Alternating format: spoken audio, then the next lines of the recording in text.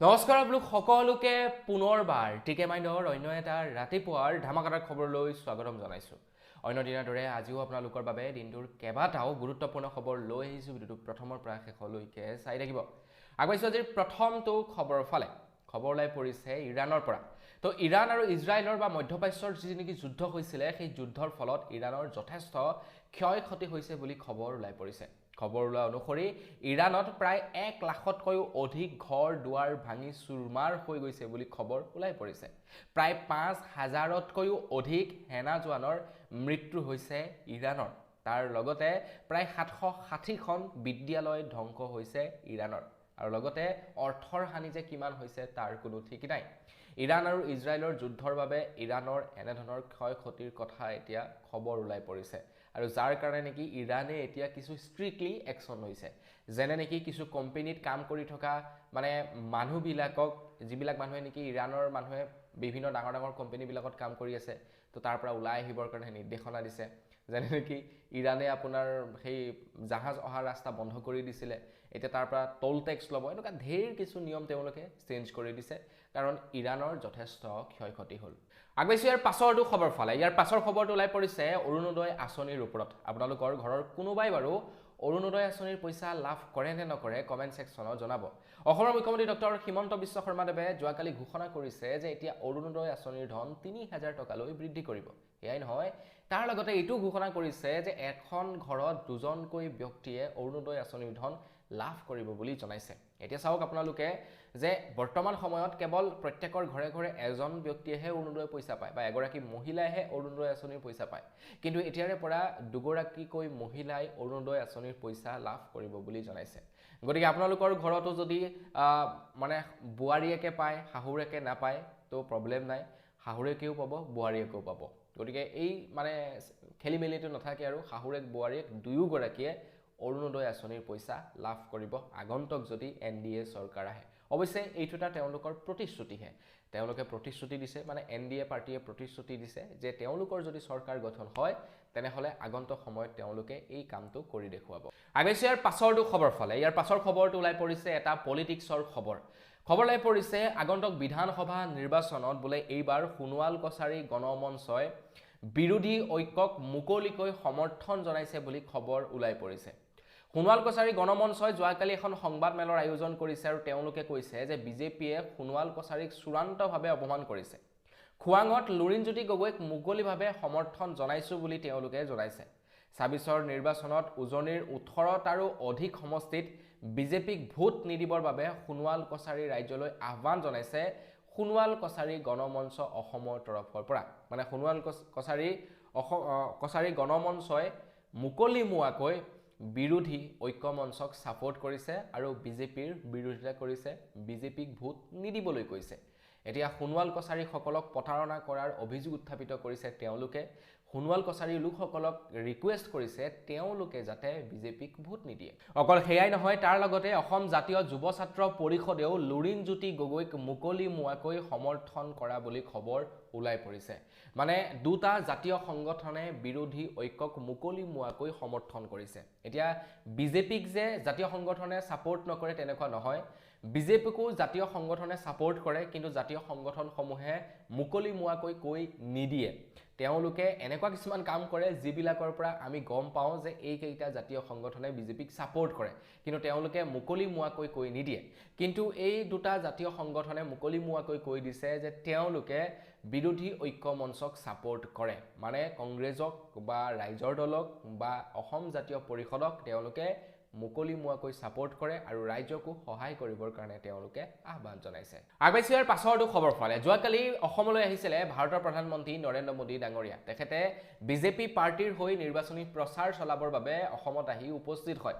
তেখেতে যোৱাকালি ঘোষণা কৰিছে যে 4 তাৰিখৰ দিনাখন, 4 মে' তাৰিখৰ দিনাখন নিৰ্বাচনৰ ৰিজাল্ট ঘোষণা কৰা হ'ব আৰু 5 তাৰিখৰ দিনাখনেই অসমত আকৌ এবাৰ উচ্ছেদ অভিযান চলিব বুলি তেখেতে জনাইছে। সেয়াই নহয়, তাৰ লগতে তেখেতে কৈছে যে যিসকল খিলঞ্জীয়া মানুহসকলক ভূমিপট্টা প্ৰদান কৰিব বুলি জনাইছে। মানে মাটিৰ ম্যাদী পট্টা প্ৰদান কৰিব বুলি জনাইছে খিলঞ্জীয়া লোকসকলক তাৰ লগতে বিজেপি ফালৰ পৰাও কিছু তেওঁলোকে মানে প্ৰতিশ্ৰুতি দিছে তাৰে ভিতৰত একচনীয়া যাৰ মাটি আছে তেওঁলোকক ম্যাদী পট্টা দিম বুলি কৈছে তেনেকুৱা ধৰণৰ কিছু তেওঁলোকে প্ৰতিশ্ৰুতি আগবঢ়াইছে আৰু প্ৰধানমন্ত্ৰী ডাঙৰীয়াই কোৱা অনুসৰি 4 তাৰিখৰ দিনাখন ৰিজাল্ট দিব মানে 4 তাৰিখে ৰিজাল্ট দিয়াৰ পাছত গম পাই যাম যে কোন জিকিব কোন হাৰিব আৰু 5 তাৰিখৰ দিনাখনেই অসমত বুলডোজাৰ চলাব তেখেতে আগবাইছো ইয়াৰ পাছৰটো খবৰ ফালে বৃহস্পতিবাৰৰ দিনাখন নিৰ্বাচনৰ প্ৰচাৰ চলাবৰ বাবে ৰাহুল গান্ধী অসমত উপস্থিত থাকিব বুলি খবৰ ওলাই পৰিছে খবৰ লোৱা অনুসৰি বৃহস্পতিবাৰে অসমলৈ আহিব ৰাহুল গান্ধী তিতাবৰ বুকাজানত নিৰ্বাচনৰ প্ৰচাৰ চলাবৰ কাৰণে লোকসভাৰ বিৰোধী দলপতি ৰাহুল গান্ধী উপস্থিত থাকিব বুলি জনাইছে বৃহস্পতিবাৰৰ দিনাখন কংগ্ৰেছৰ হৈ নিৰ্বাচনী প্ৰচাৰ চলাবৰ কাৰণে তেখেত আমাৰ অসমলৈ আহিব এইবাৰ কিন্তু মানে যিসকল কেন্দ্ৰীয় লিডাৰসকল খুব আহিছে আপোনাৰ প্ৰধানমন্ত্ৰী ডাঙৰীয়া আহিলে অমিত শাহ ডাঙৰীয়া আহি গৈছে ৰাহুল গান্ধী আহিব অকল তেখেতেই নহয় খবৰ লোৱা অনুসৰি বৃহস্পতিবাৰৰ দিনাখন পুনৰবাৰ অমিত শাহ ডাঙৰীয়াও বোলে নিৰ্বাচনী প্ৰচাৰ চলাবৰ কাৰণে অসমলৈ আহিব বুলি খবৰ লাই পৰিছে কলিয়াবৰত নিৰ্বাচনী সভাত অংশগ্ৰহণ কৰিব অমিত শাহ ডাঙৰীয়াদেৱে নিশা গুৱাহাটীতে কটাই শুকুৰবাৰৰ দিনাখন গোলকগঞ্জ দুধনৈ বুকা ছয়গাঁৱত নিৰ্বাচনী সভাত তেখেতে অংশগ্ৰহণ কৰিব অৰ্থাৎ দুদিনৰ কাৰণে অসমলৈ আহিব বৃহস্পতিবাৰৰ দিনাখন গৃহমন্ত্ৰী অমিত শাহ ডাঙৰীয়া বৃহস্পতিবাৰৰ দিনাখন ৰাহুল গান্ধীও আহিব বৃহস্পতিবাৰৰ দিনাখন গৃহমন্ত্ৰী অমিত শাহও আহিব এতিয়া দেখা যাব যে কাৰ সভাত আটাইতকৈ বেছি মানুহ হয় সেইটো আমি দেখি গম পাম কিন্তু আপোনাৰ ভাড়াত আনিলে নহব আকৌ নিজাববীয়াকৈ যিসকল যায় তেওঁলোকেহে প্ৰকৃত সাপোৰ্টাৰ গতিকে দেখা যাব যে কোনখন সভাত বেছিকৈ মানুহ হয় আগবাইছো ইয়াৰ পাছৰটো খবৰ ফালে যোৱাকালি অসমত উপস্থিত আছিলে ভাৰতৰ প্ৰধানমন্ত্ৰী নৰেন্দ্ৰ মোদী ডাঙৰীয়া তেখেতে এখন বিশাল জনসভাৰ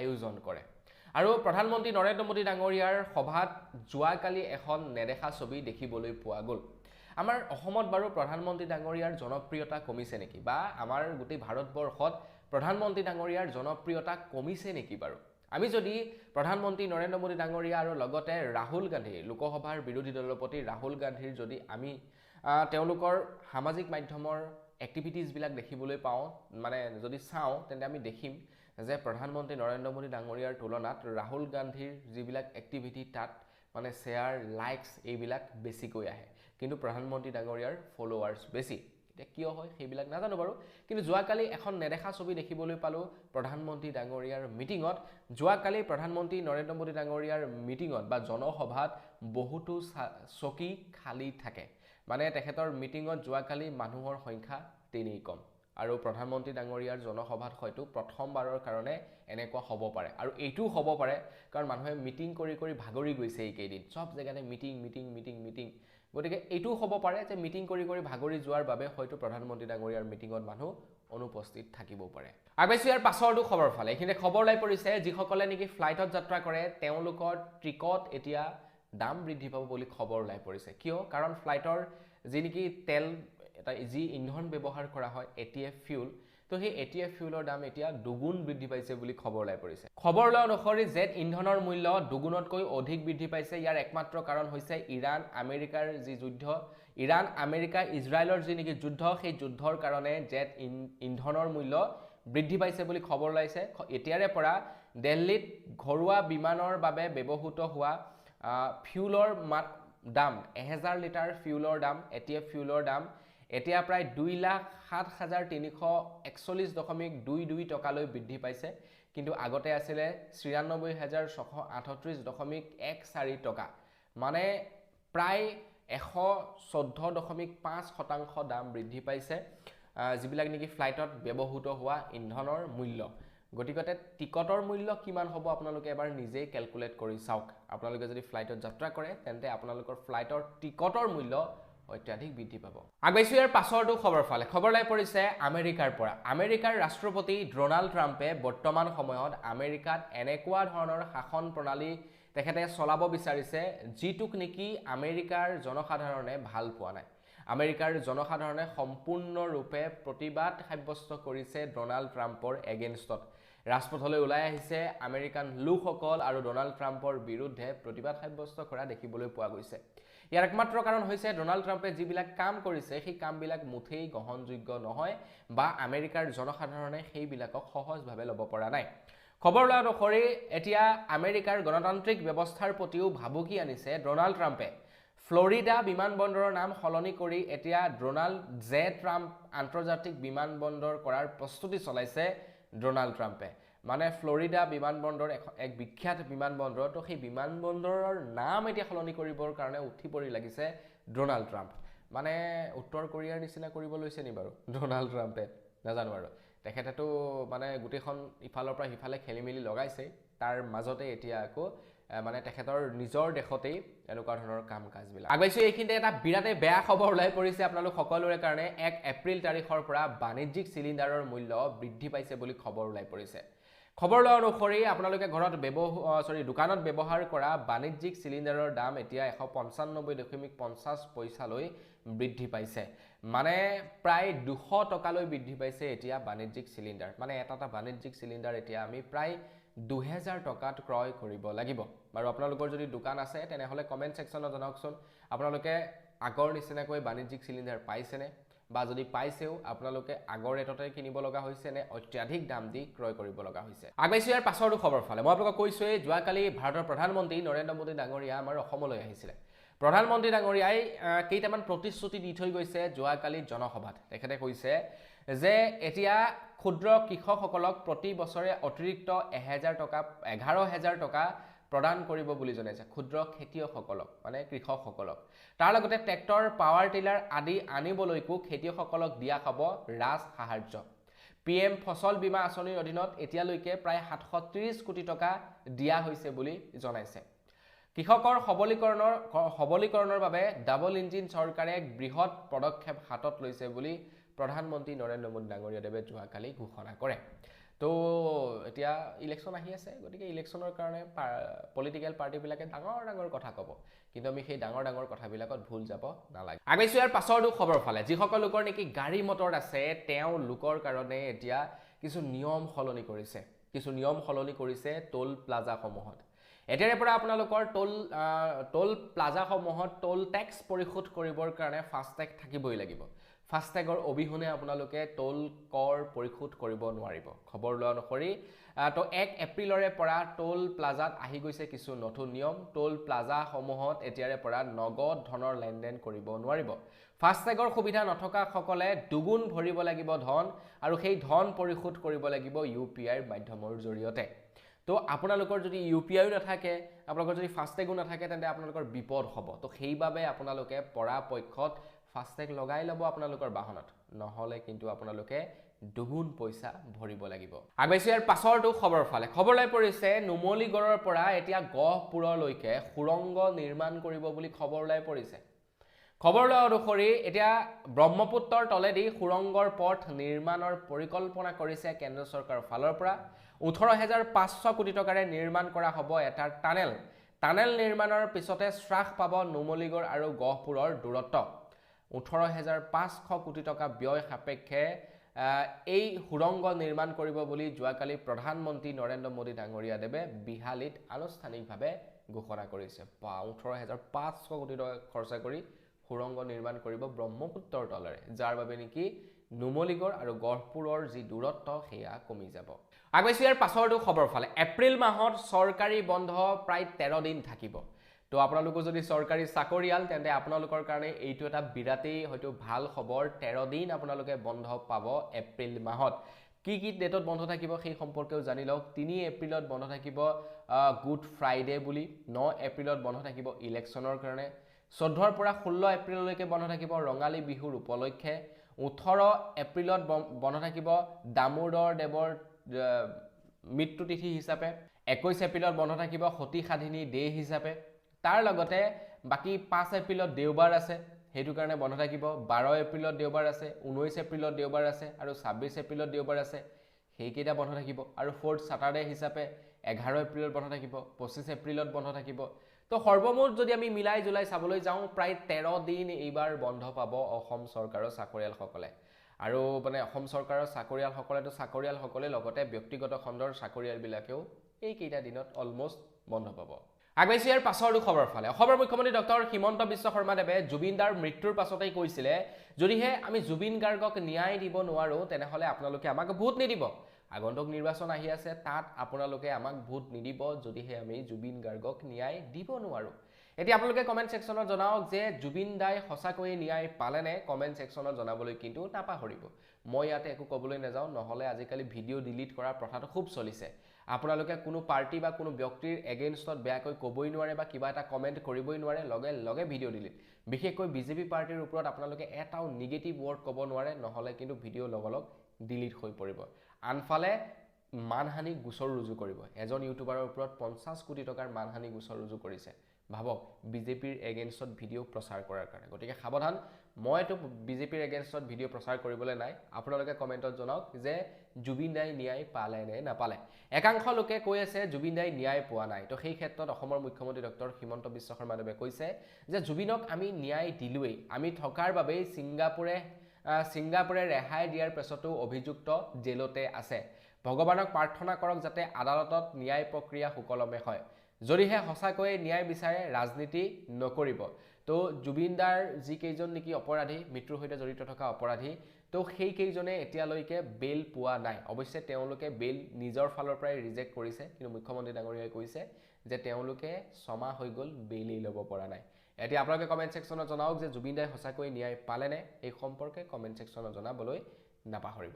আগবাইছোঁ ইয়াৰ পাছৰটো খবৰ ফালে। যোৱাকালি উজনি অসমত বৰষুণে বৰ সাংঘাতিক ৰকমে ধুই থৈ গ'ল।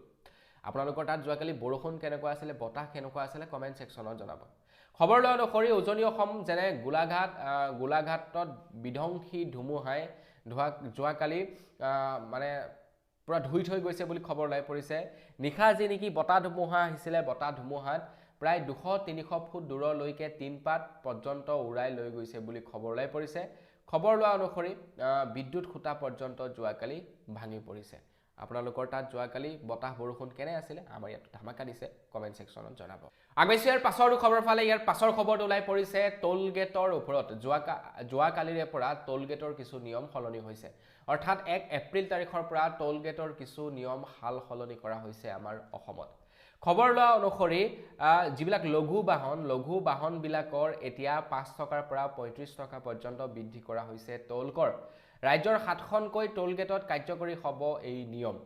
যিবিলাক নেকি লাইট মটৰ ভেহিকেল, সেইবিলাকত 5 টকাৰ পৰা 35 টকালৈ টোল কৰ বৃদ্ধি কৰিছে বুলি খবৰ ওলাই পৰিছে।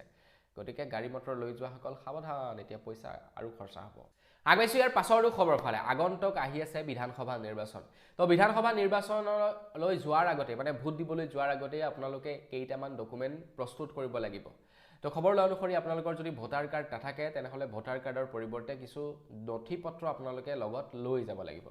যেনে আধাৰ কাৰ্ড নিব পাৰে, জব কাৰ্ড নিব পাৰে, ড্ৰাইভিং লাইচেন্স নিব পাৰে, ফটোৰ সৈতে বেংক বা ডাকঘৰৰ পাছবুক নিব পাৰে, ফটোৰ লগতে ভাৰতীয় পাছপোৰ্ট বা পেঞ্চনৰ নথি নিব পাৰে, পেন কাৰ্ড নিব পাৰে, NPR স্মাৰ্ট কাৰ্ড আপোনালোকে নিব পাৰে, আয়ুষ্মান ভাৰত কাৰ্ড বা স্বাস্থ্য বীমা বা স্মাৰ্ট কাৰ্ড নিব পাৰে, চৰকাৰ PHU বা পাব্লিক লিমিটেড কোম্পানীৰ পৰিচয় পত্ৰ নিব পাৰে, সংসদ বা বিধানসভা বা বিধান পৰিষদৰ সদস্যৰ যদি চৰকাৰী পৰিচয় পত্ৰ আছে সেয়া লৈ যাব পাৰে, ইউনিক ডিসেবিলিটি ID কাৰ্ড যদি আপোনালোকৰ আছে সেই কাৰ্ডো আপোনালোকে লৈ যাব পাৰে।